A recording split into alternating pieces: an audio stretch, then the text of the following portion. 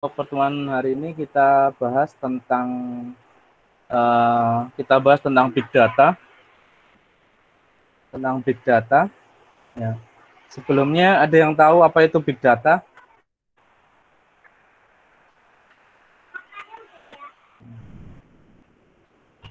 Ada yang tahu tentang big data mungkin?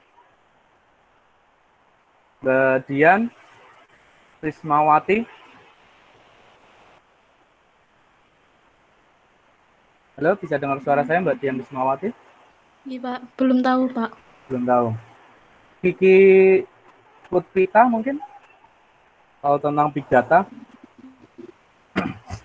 Kalau dari namanya sih karena big, jadi kayaknya data besar gitu Pak. Oke. Ya, data yang besar ya. Iya.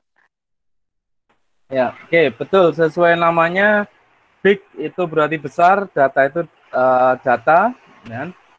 Artinya kalau dari kata saja sudah terlihat sebuah data yang besar.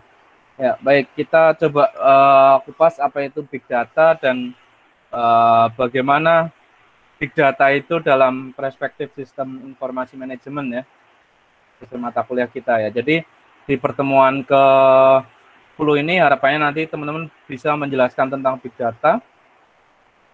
Ya, sebelum kita bahas tentang big data, ya bisa terlihat ya ini gambar apa kira-kira? Flash disk dan memory card, Flash Pak. disk. Ya, oke, betul ya Mbak Kiki ya. Ya, gambar flash disk dan memory card. Saya kira teman-teman sudah pernah pegang semua, minimal pegang semua sudah pernah, atau saya yakin juga dari yang ada di sini sudah punya semua gitu kan. Ya, kalau flash disk atau memory card yang teman-teman pernah miliki, kira-kira space-nya atau ukurannya memorinya itu berapa giga? Mungkin yang 16, Pak. paling 8 besar sampai 16. 16, 8. 16. Oke, 8, 16. Ada yang punya lebih besar lagi?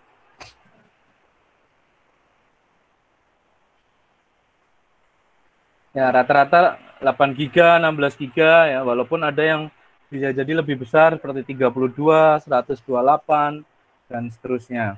Ya, eh, saya kira fungsinya juga teman-teman sudah tahu apa itu fungsi dari flash disk dan memory card. Ya, tentu saja untuk menyimpan sebuah data gitu kan. Dan tentunya dengan kapasitas yang uh, sudah ditentukan gitu kan.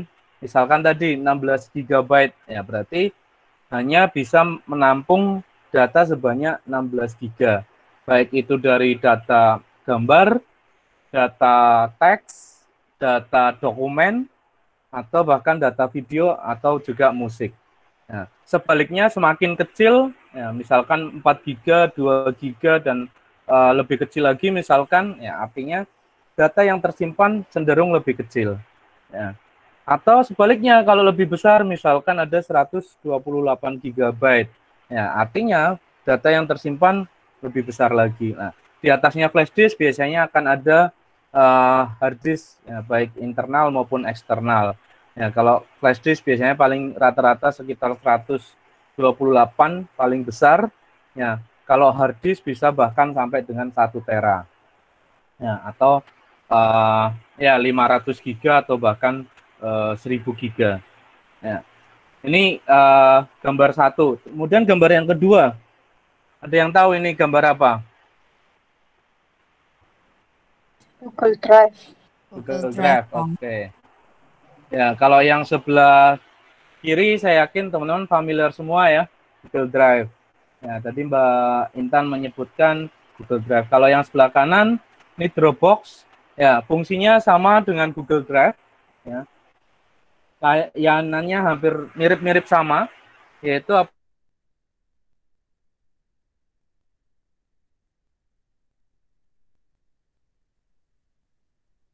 disk, memory card, ya, dan sejenisnya. Ya, kita bisa mengaksesnya adalah ketika kita memegang secara fisik penyimpanan tersebut. Baru kemudian kita sambungkan atau kita koneksikan dengan laptop kita, dengan PC kita, atau bahkan dengan smartphone kita. Ya, berbeda dengan online drive, baik itu Google Drive, Dropbox, Foursquare, ya, dan lain sebagainya, banyak sekali jenisnya. Ya, drive-drive tersebut bisa kita akses ketika kita dalam kondisi online, yaitu dalam kondisi kita terkoneksi dengan internet. Ya, seperti pertemuan sebelumnya kita sudah bahas tentang ya bagaimana internet itu bisa bekerja, gitu kan.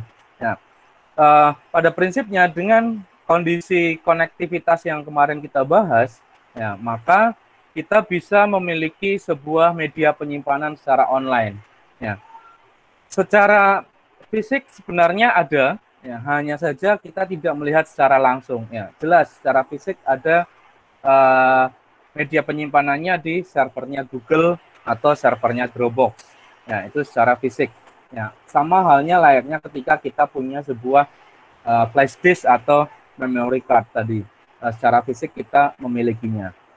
Nah, hanya saja ketika di Google Drive itu disajikan secara online. Ya, kita tidak perlu memegang secara fisiknya, kita tidak perlu melihat secara fisiknya, kita bisa menyimpan atau mengaksesnya. Oke, kemudian gambar yang ketiga. Tadi kita bahas sudah tentang Google Drive. Ya. Google Drive ini merupakan layanan dari Google, ya, seperti kita ketahui. Nah, pada gambar ketiga ini, ya, saya tidak menanyakan ini gambar apa, tapi saya akan sedikit menyinggung atau mungkin teman-teman membayangkan.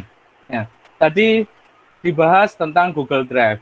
Ya, Google Drive yang biasanya kita miliki itu berkisar antara 15 sampai 17 GB per satu akun user. Artinya, ketika kita membuat sebuah akun di Gmail, ya otomatis dia akan memiliki storage sebanyak 17 GB per satu akun. Kalau kita punya 2 akun, ya berarti tinggal dikalikan. Kalau kita tinggal punya 3 atau 4 akun, ya tinggal dikalikan.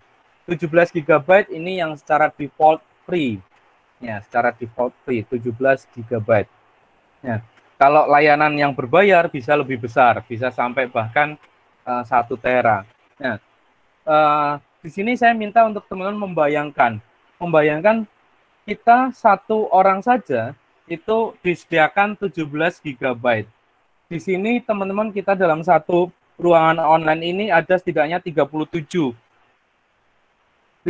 mahasiswa, ya artinya 37 kalikan 17 GB, kira-kira berapa?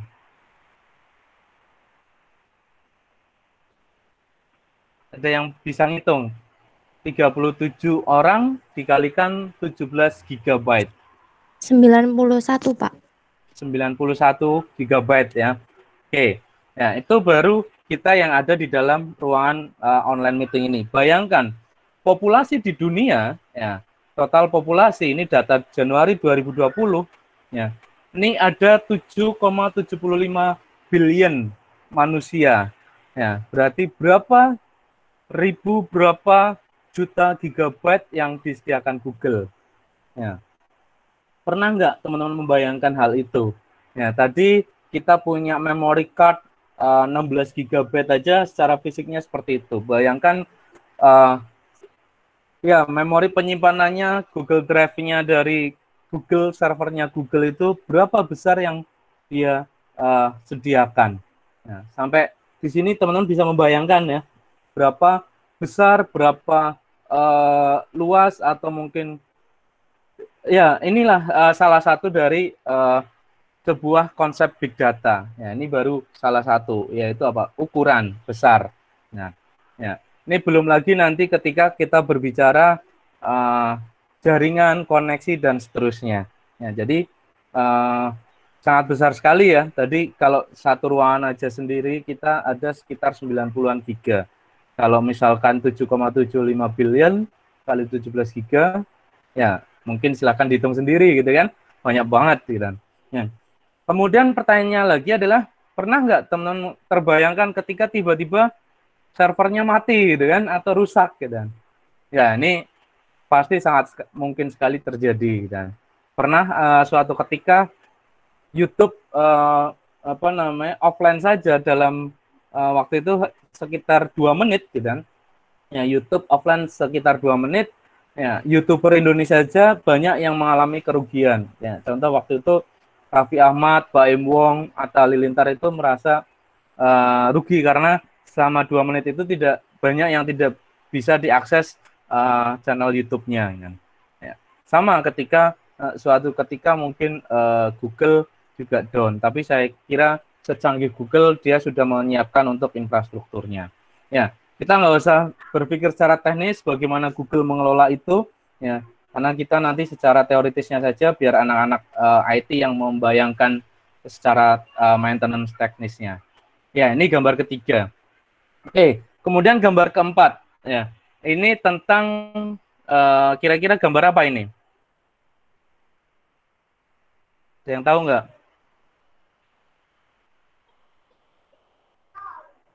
Mbak Kiki mungkin atau Mbak Maya?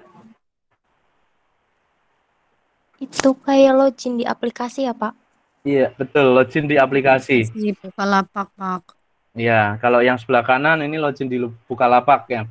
Sering ya kita jumpai ya, kita misalkan mengunduh atau mendownload sebuah aplikasi, kemudian kita diminta login untuk bisa mengaksesnya. Contoh misalkan Marketplace, Bukalapak, Tokopedia, dan seterusnya. Pada saat kita mau login, dia menanyakan apakah mau mendaftar akun sendiri, gitu kan? Ya, atau dia akan dikoneksikan dengan Facebook atau bahkan dengan Google. Ya, artinya apa? Kembali lagi dalam big data. Ya, dalam satu apps atau aplikasi sangat mungkin sekali mereka memiliki sebuah konektivitas, memiliki sebuah jaringan yang saling bisa mengakses. Ya, kembali lagi nih apa? Data, gitu kan. Ya, data kita di Facebook tentu saja ketika mengakses di Bukalapak dengan login Facebook, ya setidaknya data kita di Facebook akan terrecord di Bukalapak. Minimal yang tersimpan adalah user Facebook-nya. Ya, user Facebook-nya misalkan Mbak Kiki, ya user Facebook-nya Kiki Asdia, atau mungkin nomor teleponnya, atau mungkin alamat emailnya dan seterusnya. Dan tidak menutup kemungkinan semua data yang ada di baik itu Facebook atau juga mungkin di Google. Ya, semua datanya apa ya? Tergantung pada saat kita membuka data atau meng-create akun di awal. Biasanya apa ya? Yang jelas nama lengkap, tempat tanggal lahir, dan kemudian nomor telepon, alamat email, atau barangkali lokasi dan seterusnya. Ya, artinya apa?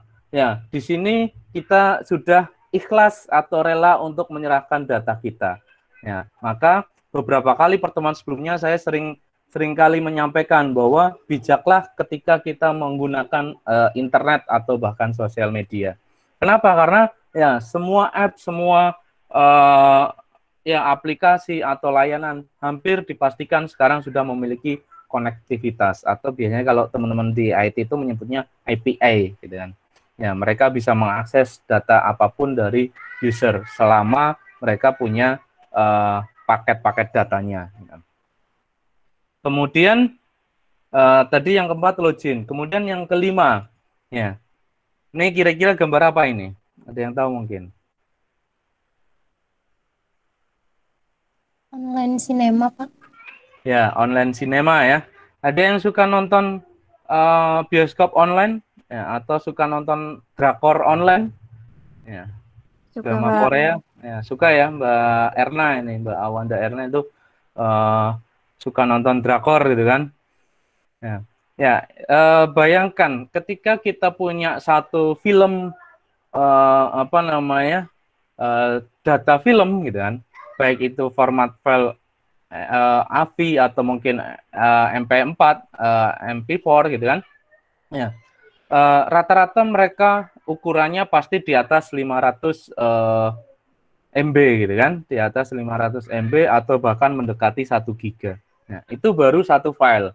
Nah, bayangkan ketika kita mengakses atau langganan di Disney Plus gitu kan. Ya, seperti yang saya pernah mencoba masuk ke Disney Plus itu banyak sekali ribuan film gitu kan. Baik itu yang film Indonesia, film luar atau bahkan film-film series. apalagi Netflix. Ya, Netflix lebih banyak lagi koleksinya dibandingkan Disney Plus. Ya, bayangkan tadi satu film saja misalkan 500 MB. Ya, ada sekitar 100 film saja sudah ya ukurannya berubah menjadi gigabyte. Ya, belum lagi ketika filmnya jumlahnya ratusan atau ribuan.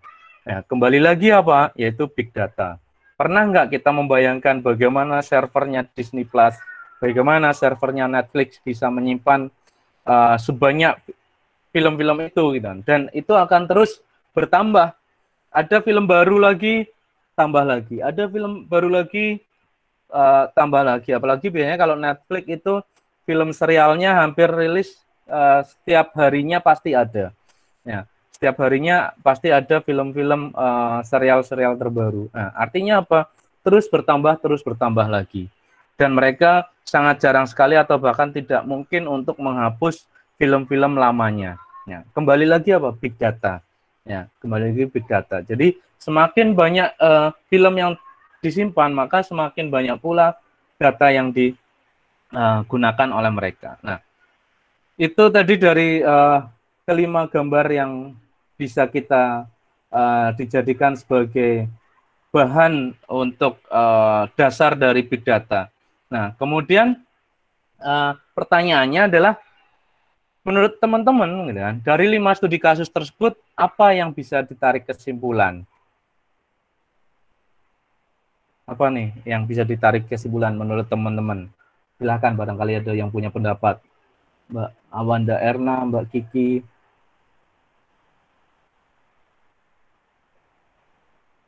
Silahkan. Yang punya pendapat mungkin?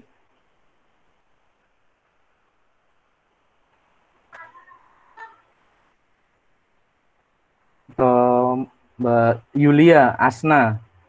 Ada yuk, Asna Yulia.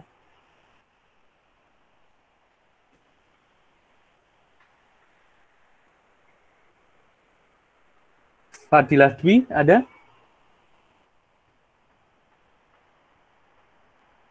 Atau siapa? Mungkin saya butuh minimal satu pendapat dari teman-teman. Dari kelima gambar tadi, apa yang bisa kita tarik kesimpulan?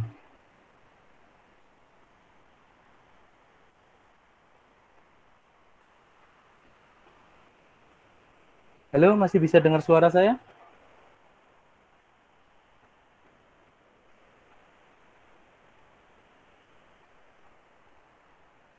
Masih, Pak. Oke, Mbak Kiki punya pendapat mungkin, Mbak Kiki?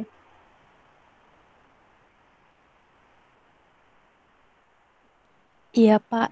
Jadi tadi big data itu kan menggambarkan volume data yang besar.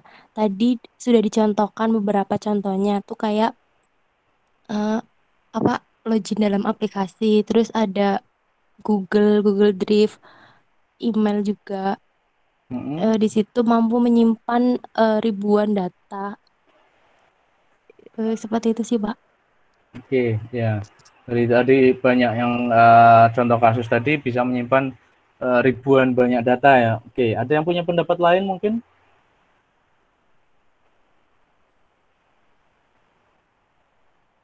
Oke, kalau belum ada, atau Mbak Saya Maya, Pak, ya silakan. Mbak Maya gimana? saya mempunyai pendapat seperti Hmm, Mbak Kiki, cuma mungkin dari kelima studi kasus tersebut memiliki kapasitas penyimpanan data yang berbeda ya Pak.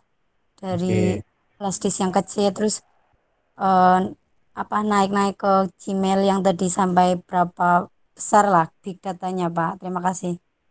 oke, ya terima kasih Mbak Maya. Ya, itu tadi artinya mereka punya karakteristik yang sama ya, dari baik yang flash disk maupun sampai yang di Google Drive atau bahkan di terakhir online cinema, mereka punya karakteristik yang sama, yaitu data, ya, yaitu media penyimpanan sebuah data. Ya, implementasinya saja yang berbeda, baik itu secara offline di flash disk maupun secara online. Oke, kita bahas lebih dalam tentang big data. Ya, ya jadi ya, big data ini adalah sebuah sistem teknologi yang diperkenalkan untuk menanggulangi adanya ledakan informasi atau information explosion. Ya, seiring dengan semakin bertumbuhnya sebuah ekosistem pengguna perangkat mobile dan data di internet. Ya. Ya, jadi big data ini adalah sebuah sistem, ya, sistem sebuah teknologi yang digunakan untuk ya memanage, memaintain dan juga mengkoordinasikan data yang ada di tentu saja secara online. Apalagi melihat sekarang pengguna perangkat mobile dan juga data internet semakin banyak dan semakin harinya terus semakin bertambah, semakin bulan semakin bertambah dan semakin tahun semakin bertambah. Ya, sebagai contoh, ya diri kita sendiri saja lah. Ketika kita menggunakan handphone, coba dalam satu hari ini kira-kira kita sudah menambah berapa jumlah data? Ya, saya yakin dari antara teman-teman di sini semuanya 40 atau mungkin 39 orang di sini, saya kira sampai sore hari ini sudah menambah setidaknya hampir 1 giga data. Ya, dari mana? Ya, contohnya pada saat teman-teman buka handphone, kemudian mungkin foto selfie, ya, satu kali jepret foto saja itu bisa tercipta setidaknya 1 megabyte. Gitu. Kemudian berapa kali jepret. Nah, kemudian membuat sebuah dokumen, Word, Excel, PowerPoint, dan sebagainya. Kemudian dikirimkan ke teman-temannya atau mungkin dikirimkan email. Ya, foto tadi diunggah di sosial media, diunggah di story, gitu kan, dan seterusnya. Ya, ini otomatis setiap harinya, ya, bahkan setiap detiknya kita bisa membuat sebuah penambahan data. Nah, itu kalau dari foto, belum lagi teks. Ya, tadi saya ucapkan salam di kelas grup WhatsApp, gitu kan. Di grup WhatsApp walaupun hanya sekedar kata assalamualaikum, ya itu setidaknya menambah 0, sekian kilobyte. Ya, kemudian teman-teman menjawab waalaikumsalam dan seterusnya, semua user menjawab. Ya, itu bertambah setidaknya hampir 1 megabyte. Ya, pertumbuhan perangkat mobile dan data internet sangat mempengaruhi perkembangan volume ya tadi dan tentunya jenis data yang terus meningkat. Dan ini secara signifikan di dunia maya. Ya, jadi tidak hanya kita di kelas ini 40 orang tapi bahkan di seluruh dunia. Ya, seluruh dunia dan ini akan terus bertambah. Ya. Dan ya volumenya bisa jadi semakin besar. Kemudian IBM ya atau IBM ini adalah sebuah perusahaan brand sebuah perusahaan di Amerika Serikat yang memproduksi perangkat keras ya dan perangkat lunak komputer ya. Ini awalnya mendefinisikan big data ini dalam 3 istilah yaitu volume, variety, velocity. Volume ini berkaitan dengan ukuran media penyimpanan data yang sangat besar dan mungkin tidak terbatas. Ya tadi, kita nggak tahu servernya Google berapa besarnya. Ya tadi kita ngitung kasar aja, satu kelas ini hampir 91 GB. Bayangkan, ya taruh kata satu kampus, ya, berapa ribu gigabyte. Ya. Atau bahkan berapa ribu terabyte. Satu dunia berapa ribu, berapa juta terabyte ya volume. Ya, kita nggak tahu, mungkin tak terbatas ukurannya. Kemudian variety, ya ini tipe atau jenis data yang dapat diakomodasi. Ya. Tipe datanya apa saja dari teks, ya. Kemudian dokumen. Ya, dokumen ini tentu saja jenisnya banyak. Ada yang berupa PDF mungkin, kemudian berupa Word mungkin, atau mungkin berupa file jenis-jenis lainnya. Ya, kemudian dalam bentuk gambar, ya, dalam bentuk suara, ya, dan dalam bentuk video. Kemudian jenis yang ketiga ya adalah velocity, dapat diartikan sebagai kecepatan prosesnya. Bagaimana kita bisa cepat untuk mengaksesnya? Ya, tentu saja ini selain dipengaruhi oleh kecepatan internet, juga dipengaruhi oleh seberapa banyak data yang semakin disimpan. Ya, contoh misalkan kita bisa internetnya cepat, gitu. Kita punya akses internet yang cepat, tapi ternyata datanya semakin besar, semakin banyak. Ya, tentu saja untuk mencari data-data sebelumnya itu akan membutuhkan kecepatan waktu yang mungkin cenderung akan lebih lambat dibandingkan dengan kita mencari data yang baru kita buat. Contohnya misalkan gini, kita foto, kemudian kita unggah di sosial media. Kita foto misalkan 1 tahun yang lalu, ya, 1 tahun yang lalu. Nah, kemudian kita baru saja foto tadi, misalkan tadi pagi, kita post sama-sama di sosial media. Ya. Akses internetnya sama-sama cepat. Nah, tentu saja akan cepat mengakses foto yang tadi barusan kita upload tadi pagi dibandingkan dengan mengakses foto yang sudah 1 tahun yang lalu. Karena apa? Karena butuh waktu pencariannya. Ya, kecepatannya sama, tapi waktu proses pencariannya yang berkurang. Ya, karena semakin banyaknya data. Ya. Ini kalau dari IBM. Seiring berkembangnya waktu, ya, big data dikategorikan lebih banyak lagi, atau istilahnya ada 5V, dan ini dari Sagiroglu dan Sinek, ya, di jurnalnya tahun 2013, ya, dikategorikan dalam 5 komponen big data, yaitu volume, ya, sama tadi, variety sama tadi, ya, ada penambahan value atau nilai, kemudian velocity sama tadi, kecepatan, dan yang terakhir adalah veracity. Ya, kita bahas satu persatu. Yang pertama volume, ya, ukuran media penyimpanan yang sangat besar, ya, atau tidak terbatas. Tadi ya sudah dibahas. Ya, sama halnya yang dikemukakan oleh IBM. Ya, sebagai contoh, di tahun 2016, ya, berarti anggap 4-5 tahun yang lalu, ya, perkiraan lalu lintas data mobile secara global adalah 6,2 exabyte. Ya, 6,2 exabyte itu setara dengan 6,2 miliar gigabyte per bulan. Ya, tadi kita sudah analogikan ketika satu orang 17 giga, ya, dikalikan satu kelas ini ada 91 giga. Kalau dikalikan satu kampus, ya, jumlahnya semakin besar lagi. Nah, ini secara global ternyata ada per bulannya adalah 6,2 miliar gigabyte. Ya, atau istilahnya adalah 6,2 exabyte. Ya. Kemudian bertambah pada tahun 2020 meningkat menjadi 40.000 exabyte data. Nah, ini pada tahun 2020 meningkat sebanyak 40.000 exabyte data per bulan. Ya. Artinya apa?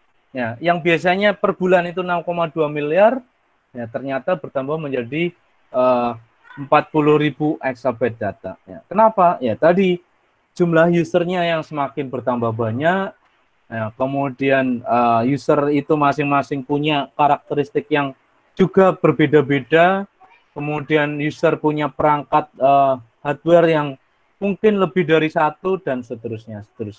Banyak pengaruh yang sangat memungkinkan untuk menjadikan pertambahan data ini semakin cepat. Kemudian yang kedua tadi variety, ya. Ya, ini mengacu pada sifat datanya, jenis-jenis datanya. Ya.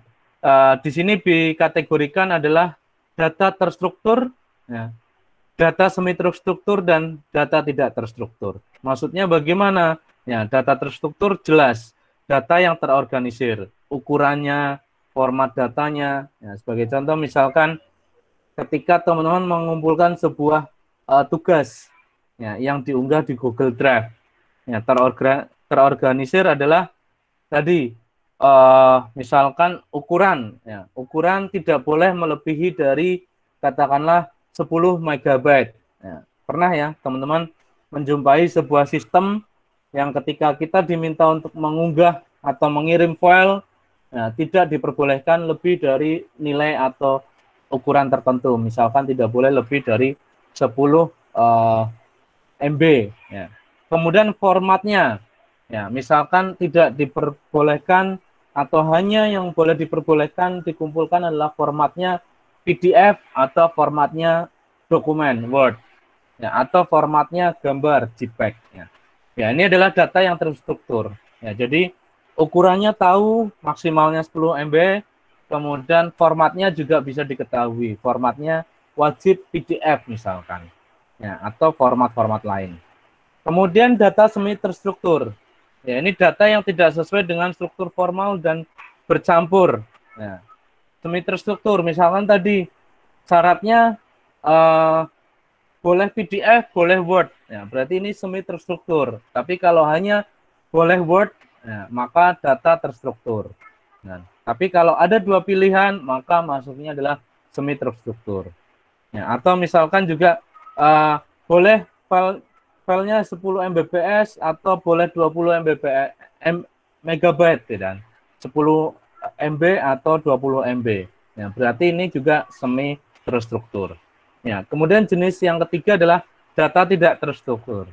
Ya, ini data yang tidak terorganisir, data yang tidak cocok dengan struktur database, besarannya dan jenisnya.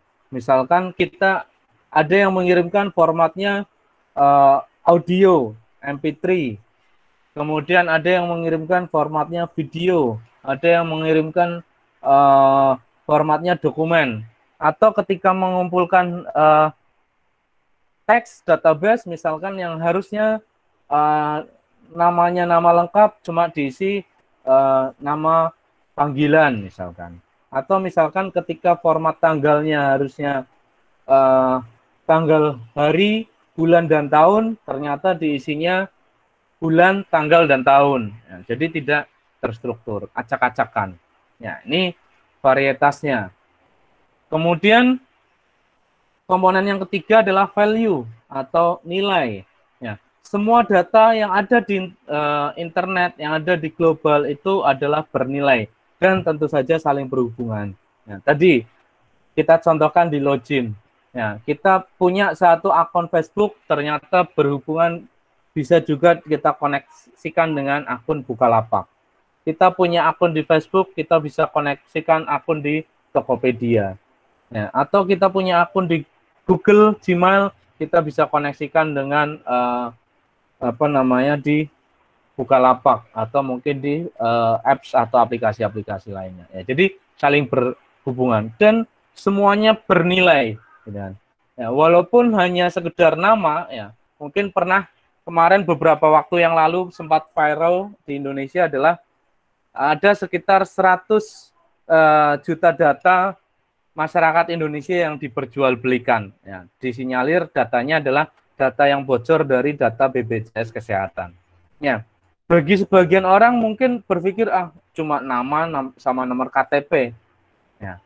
Tapi bagi sebagian orang, ya, ini bisa menjadi sebuah data yang bernilai. Bernilainya bagaimana? Misalkan, ternyata ada, katakanlah, bisa mendeteksi dari data tersebut berapa jumlah laki-lakinya, ya, berapa jumlah perempuannya. Kemudian misalkan bisa mendeteksi berapa usia produktif, atau bisa untuk mendeteksi katakanlah berapa usia di atas 17 tahun. Ya, misalkan kita gunakan nantinya untuk data pemilihan umum, ya, untuk memprediksi jumlah orang-orang yang memilih partai tertentu atau memilih calon presiden dan seterusnya. Ya, bagi sebagian orang ini akan bernilai. Atau misalkan karena data dari BPJS, maka akan diketahui berapa orang yang punya penyakit asma, berapa orang yang punya penyakit diabetes mellitus. Ya, tujuannya apa? Ya, bagi misalkan perusahaan obat, berarti bisa diketahui orang di daerah Jawa Barat yang punya penyakit asma sebanyak berapa orang. Orang di Jawa Timur berapa orang yang punya penyakit diabetes. Ya, tujuannya misalkan nanti untuk penyebaran obat dan lain sebagainya, jualan obat dan lain sebagainya. Ya, jadi dipastikan semua data pasti akan bernilai. Ya. Walaupun bagi sebagian orang tidak bernilai, saya yakin bagi sebagian orang lainnya akan bernilai. Ya. Jadi awalnya mungkin bisa terdiri dari data yang berserakan atau tidak bernilai. Ya, tadi begitu disortir jenis kelaminnya, usianya, kemudian disortir lagi misalkan nomor induk KTP-nya atau nomor KTP-nya dan lain sebagainya, otomatis akan menjadi bernilai. Ini kalau diterima oleh orang yang katakanlah punya kebiasaan yang positif atau tujuannya positif. Tapi bagi orang yang tujuannya negatif, ini lebih bahaya lagi. Misalkan tujuannya misalkan untuk penyalahgunaan data, ya, untuk ngaku-ngaku, misalkan karena tahu ya yang dibayarkan adalah misalkan karena tahu nama, kemudian tempat tanggal lahir, bisa jadi nanti di situ ada nama orang tua, ya, bisa disalahgunakan. Misalkan nanti pada saat confirm ke bank, ya, kadang kalau kita transaksi di perbankan kan ditanyakan nama orang tuanya selain nomor KTP. Nah, karena sudah tahu, gitu kan, ya ini akan lebih mudah lagi untuk bisa disalahartikan. Ya, ya, jadi hati-hatinya adalah bagaimana data itu bisa diterima oleh seseorang, baik itu yang positif, ya artinya data itu akan digunakan secara positif, tapi sebaliknya, kalau data yang diterima itu dari sisi orang yang negatif, maka tentu saja akan disalahgunakan. Ya, ini value atau nilai. Kemudian yang keempat adalah velocity, kecepatan. Ya, tadi kita sudah sedikit banyak bahas kecepatannya. Ya, jadi akumulasi dan akses data. Dalam data kecepatan big data mengalir dari sumber seperti mesin, jaringan, media sosial, ponsel, smartphone, tab, dan seterusnya. Ya, tadi misalkan kita mau mencari gambar, bisa juga kecepatan data misalkan pada saat kita online. Ya, kita di sini 40 orang online secara bersama-sama. Tapi bisa jadi ketika saya ngomong, kemudian teman-teman dengar, Mbak Kiki dengar, Mbak Maya dengar, bisa jadi ada sebuah delay waktu. Baik itu 1 detik mungkin, atau mungkin bahkan ya 1 menit, atau bahkan ya bisa jadi lebih dari itu. Ya, karena adanya sebuah kecepatan akses data yang berbeda. Bisa jadi saya ngomong A, ya Mbak Kiki baru dengar 1 detik berikutnya A, gitu kan. Sebaliknya Mbak Maya mungkin bisa langsung dengar, tapi Mbak Dea Yuningtyas mungkin baru dengar nanti 1 menit, gitu kan. Nah, ini adanya velocity, kecepatan. Ya.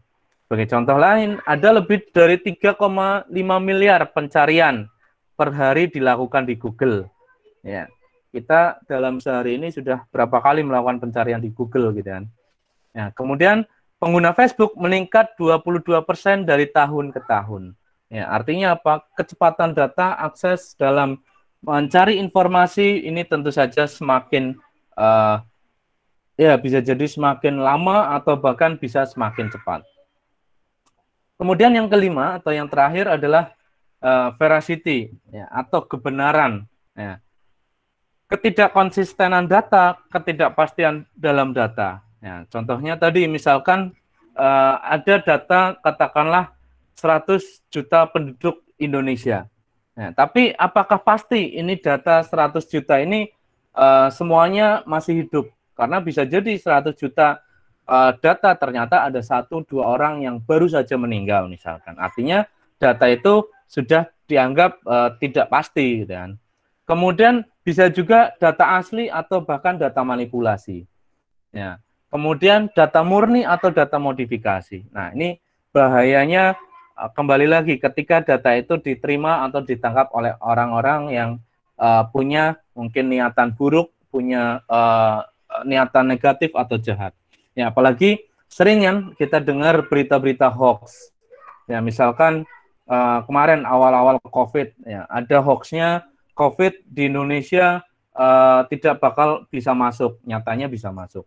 Kemudian ada berita hoax lagi, COVID bisa sembuh ketika minum katakanlah minyak kayu putih, gitu. Itu hoax. Ya.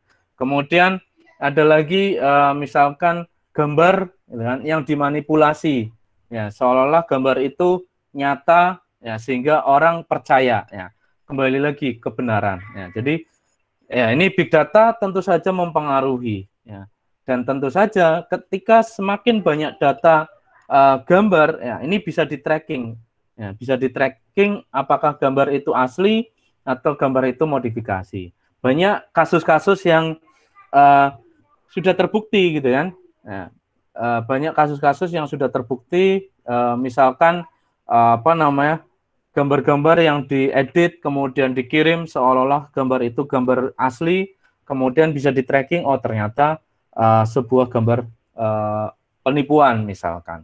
Kemudian misalkan berita-berita hoax yang ya seringkali dikirim. Ya. Saya kira teman-teman seringlah dapat berita-berita di grup misalkan yang berita itu hoax atau mungkin berita itu tidak benar adanya, ya. Dan ini adalah salah satu dari konsep atau karakteristik dari sebuah big data itu sendiri.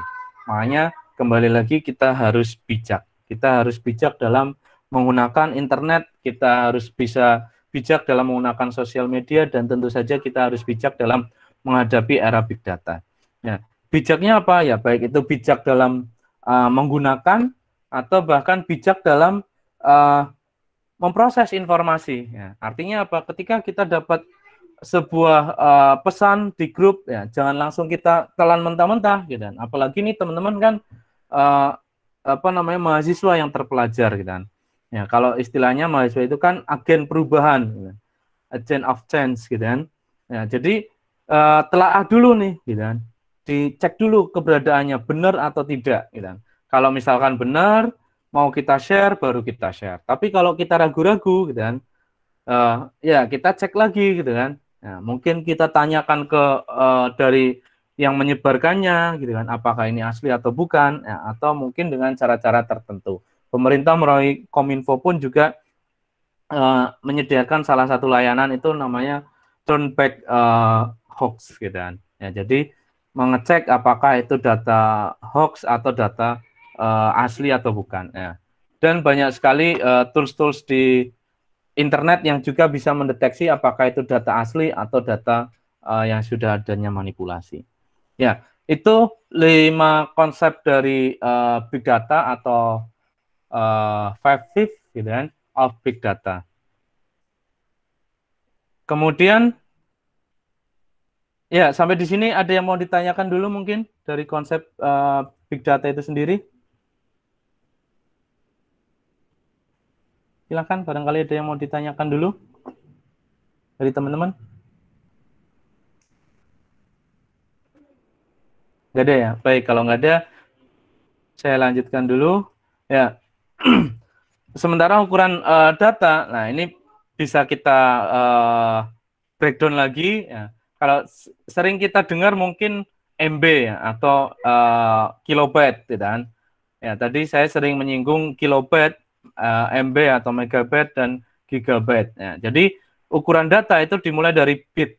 Nah, dimulai dari bit. Kemudian naik lagi ada byte. Nah, ada byte. Ya, jadi 1 byte itu sama dengan 8 bit.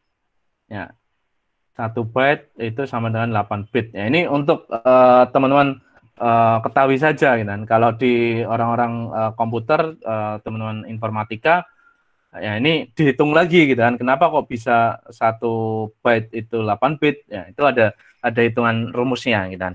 Kemudian 1 kilobyte itu sama dengan 1024 byte, gitu kan. 1 kilobyte sama dengan 1024 byte. Ya, jadi kalau dulu kita di matematika mungkin mengenal ada tangga satuan, gitu kan.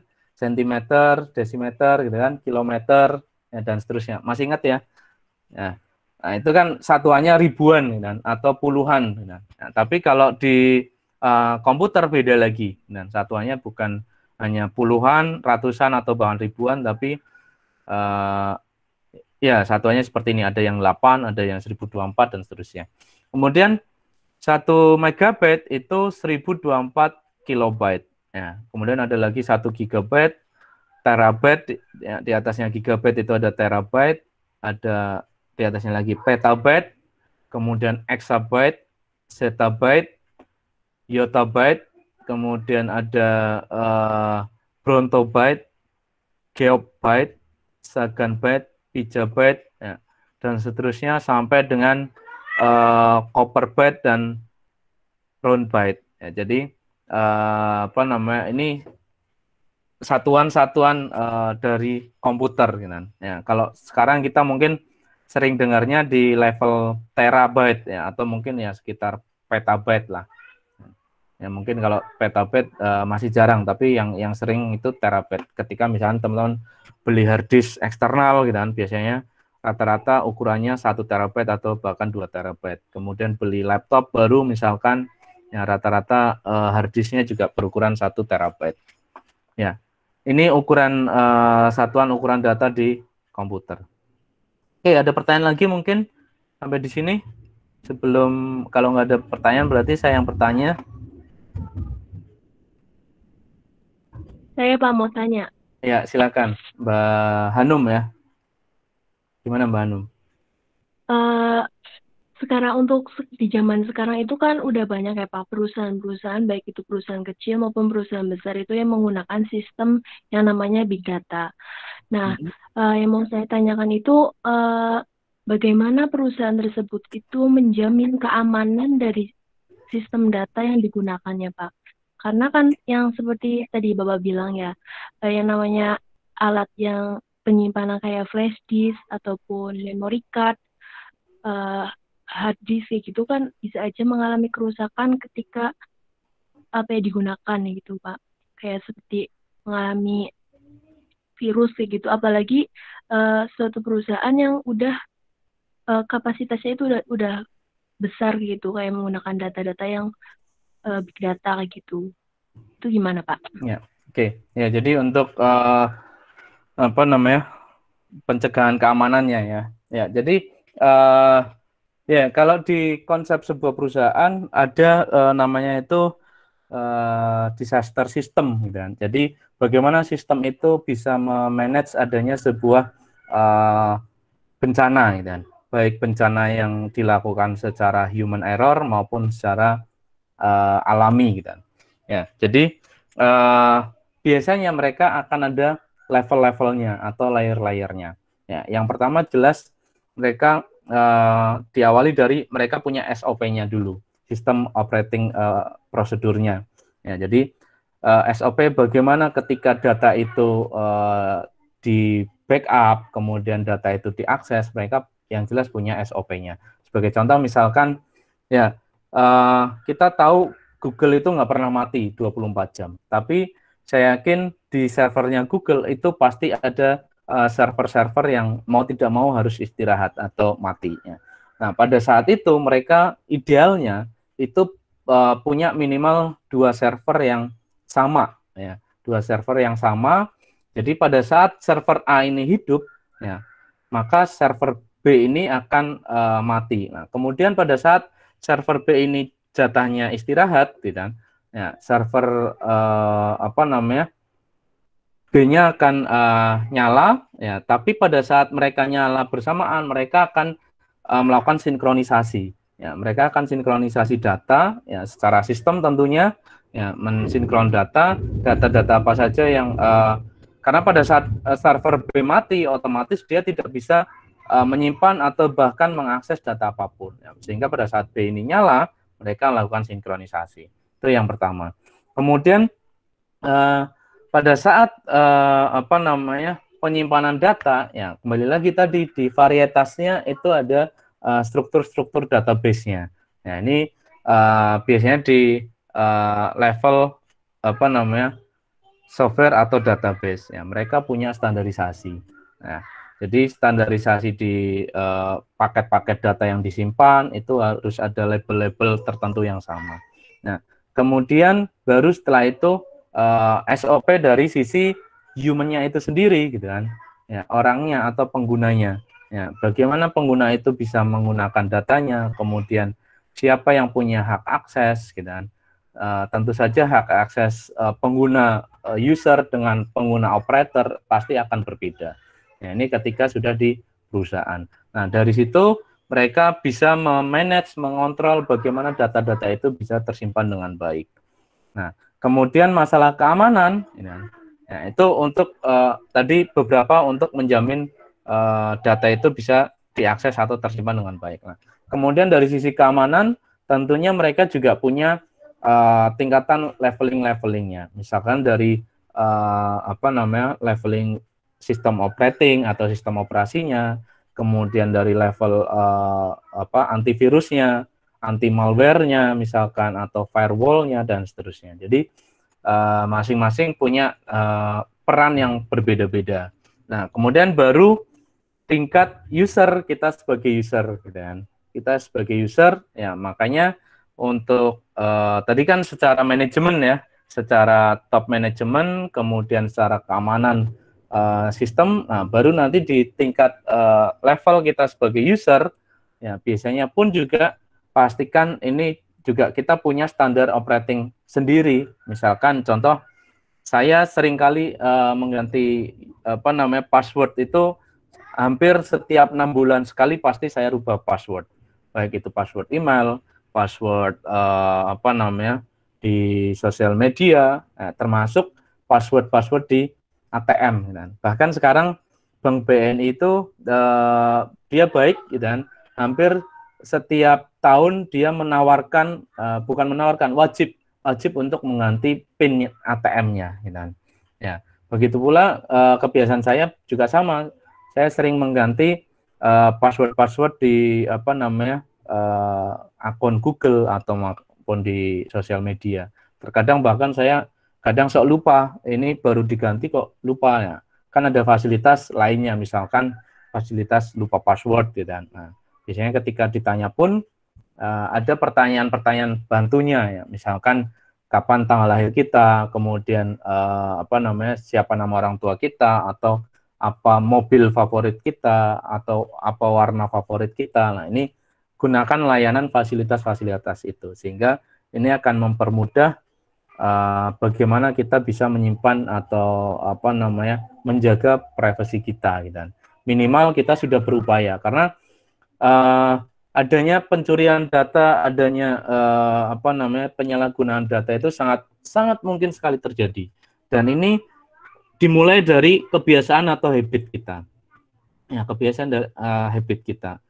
Contoh gini, beberapa waktu yang lalu banyak sekali ya teman-teman kita atau saudara-saudara kita yang mungkin nomor WhatsApp-nya dihack gara-gara ada link-link penawaran, misalkan dapat voucher gratis dari KFC gitu kan. Nah, kemudian diklik. Nah, ini kembali lagi, ini habit kita gitu kan. Habit kita, bagaimana kok itu habit kita ya?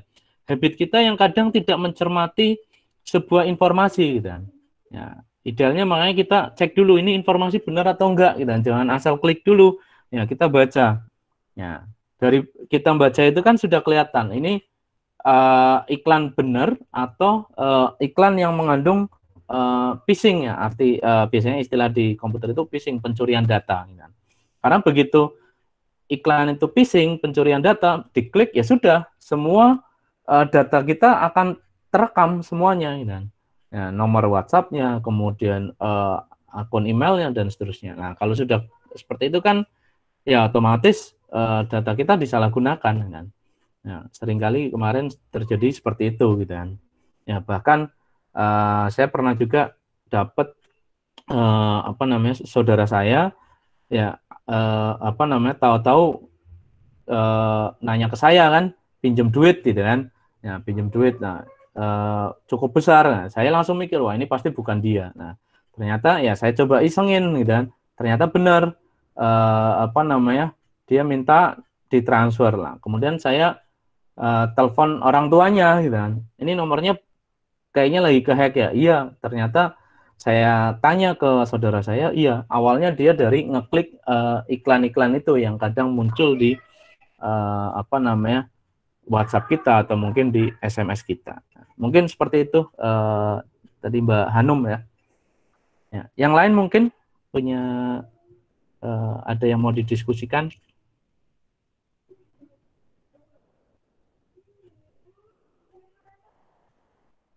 Ya, pada intinya itu tadi kita harus bijak, apalagi kita sebagai ya teman-teman itu kan sudah levelnya berilmu gitu kan, ya berilmu, ya, sehingga istilahnya tabayun lah ketika mendapatkan sebuah informasi, ya dicek, ya jangan asal ada informasi kita tertarik, kita klik, kemudian kita share ke orang lain, ya, sehingga otomatis merugikan kita sendiri atau bahkan merugikan orang lain. Nah, ya minimal kita sebagai user itu pencegahannya satu tadi gitu. Kemudian yang kedua, nggak usah sungkan, sering-seringlah ganti password PIN gitu kan. Itu hal upaya preventif lah, karena ya kita nggak mungkin bisa sepenuhnya menjaga data kita, karena begitu teman-teman akses di internet, buka email, buka WhatsApp, itu otomatis kita ikhlas sepenuhnya ya Ya walaupun ya itu awalnya kayak sebuah paksaan gitu kan, tapi karena kita pakai layanannya kan, karena nggak mungkin kan, ya logikanya gini lah, WhatsApp ngasih cuma-cuma gitu kan. Kita dikasih layanan sama WhatsApp itu cuma-cuma. Google dikasih layanan ke kita itu cuma-cuma gitu kan. Dengan 17 GB tadi. Kemudian kita online Google Meet saat ini sekarang gratis juga kan. Kalau Zoom kan udah berbayar tuh. Udah berapa ratus ribu sendiri gitu kan. Nah, Google Meet gratis. Nah, dengan gratis ini apakah iya Google memberikan cuma-cuma? Padahal dia ya teman-teman beli flash disk 16 GB aja berapa? Mungkin 50.000 ya. Nah, ini kita dikasih Gmail 17 GB gratis gitu kan. Kemudian kita dikasih WhatsApp, bisa teleponan 8 orang, bisa ngirim video, ngirim apapun, bikin story, semuanya gratis. Apa iya? Gitu kan. Pertanyaan kan itu. Pasti ada bisnis proses yang mereka olah di situ. Gitu kan. Ya, ini bisnis proses ini yang apa namanya perlu kita ya istilahnya apa namanya ya jaga privasi kita gitu kan. Gitu. Walaupun tidak bisa sepenuhnya. Walaupun WhatsApp mengklaim enkripsinya adalah end to end, ya, tapi tetap pasti akan ada penyimpanan data yang mereka lakukan. Ya, idealnya seperti itu. Ya, contohnya sebesar BPJS Kesehatan aja datanya bisa bocor gitu kan. 100 juta apa namanya masyarakat Indonesia gitu kan. Itu. Oke, ada lagi mungkin selain Mbak Hanum pertanyaan lagi? Belum ada? Baik, kalau belum ada, ini saya ada ya mungkin bisa didiskusikan bersama kelompok Anda ya. Jadi kelompoknya masih sama seperti kemarin. Silakan biar nanti saya juga penilaiannya gampang. Jadi bersama dengan kelompok Anda buatlah sebuah artikel tentang penerapan big data. Ya, minimal 5 halaman lengkap dengan daftar pustaka. Jadi artikel saintifik ya, ada pendahuluan, kemudian mungkin metode gitu kan, pembahasan, kemudian nanti daftar pustakanya. Ya, jadi penerapan big data di beberapa bidang, contohnya pendidikan, kemudian UMKM atau usaha mikro, kecil, dan menengah, kemudian kesehatan, perbankan, otomotif, penerbangan, hiburan seni, ya, hiburan dan seni. Ya, jadi ada 7 ya, 7 pilihan. Ya, jadi pilih salah satu, setiap topik wajib ada yang membahas. Ya, jadi nanti silakan didiskusikan pembagiannya dengan Kosma. Ya, Kosmanya hadir kan ya hari ini Kosmanya ya? Halo, Kosmanya hadir nggak hari ini? Kosmanya Mas Zulfi, Pak. Ya, hadir nggak nih Mas Zulfi? Nggak kelihatan ya. Ya, mungkin nanti bisa disampaikan ke Mas Zulfi ya, atau mungkin nanti bisa dikoordinasikan dengan Mbak Hanum dan teman-teman lainnya. Ya, jadi setiap topik wajib ada yang membahas ya, dan didiskusikan pembagiannya bagaimana. Kemudian buat juga slide untuk presentasi minggu depan. Ya. Ya, jadi seperti biasa dibuatkan artikelnya dan juga presentasinya. Oke, sampai di sini ada pertanyaan, baik untuk materi maupun penugasannya.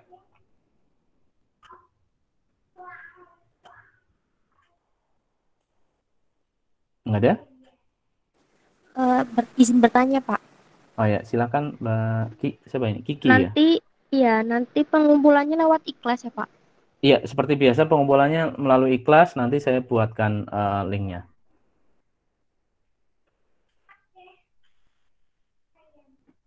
Ya, oke, ada lagi?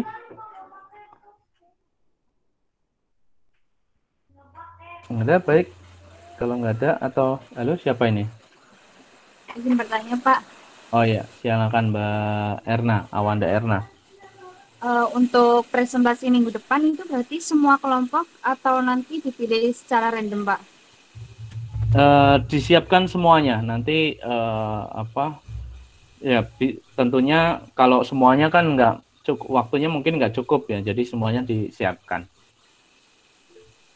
Semuanya wajib membuat. Nah.